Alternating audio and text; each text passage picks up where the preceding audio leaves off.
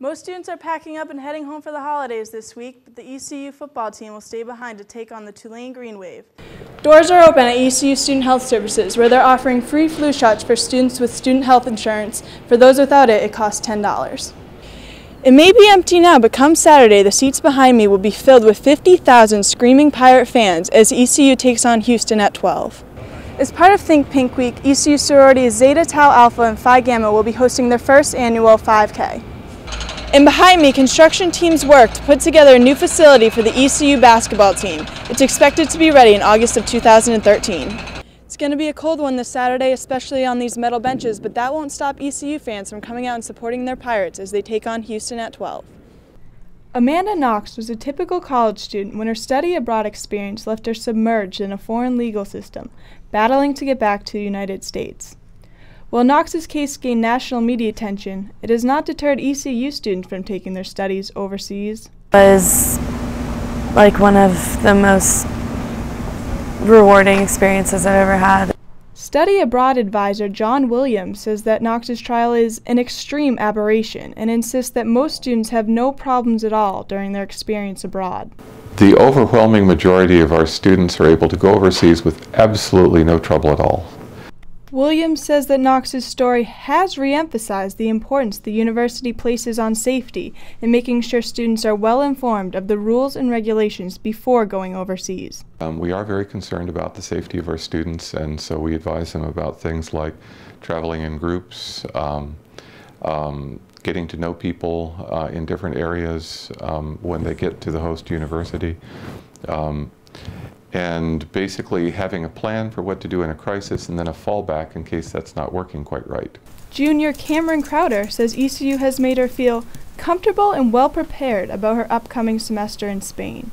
Yeah, they've sent me emails and told me how I need to prepare for it. Williams says that despite any fear situations like Knox's may cause, he absolutely recommends that students venture outside of the United States for a semester. They're somewhere in some neat place like Fiji or Australia or Europe or, well, a lot of different places.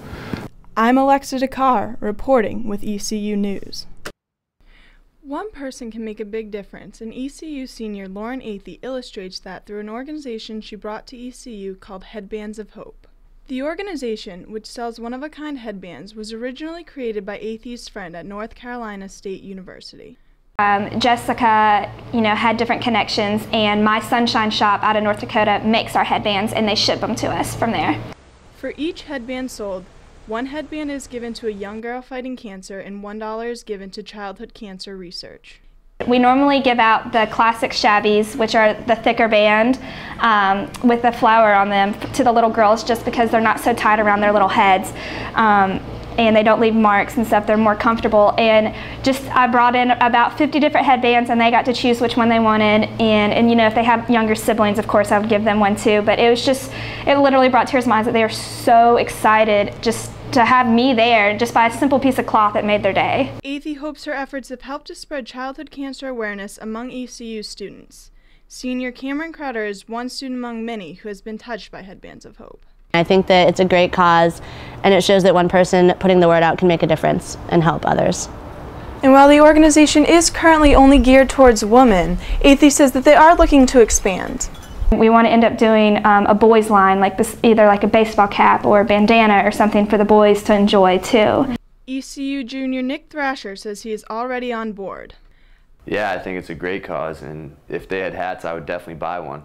However, despite its success, Athey says the organization has faced difficulties. It's really discouraging, not discouraging, but we've learned to have to embrace it that, we're only 21 years old and people don't take us serious. People are like, oh, yeah, right, do you guys hand make these? No, we actually have a manufacturer. It's actually a pretty, big organization. We have a beneficiary, and everybody's like, oh, I would call different hospitals and they're like, you sound so young. But no matter what difficulties she faces, Athey says she will continue to follow her passion to do what she can in the fight against childhood cancer. An organization that we've started so young, so fresh, and so new, every little step you just have to keep pushing. And when you get knocked down, just keep moving forward, because if you want to make a difference and you have your heart into it and you're passionate about it, you'll do it. Anyone interested in purchasing a headband or learning more about the organization can visit www.headbandsofhope.org. I'm Alexa Dakar reporting with Pirate News.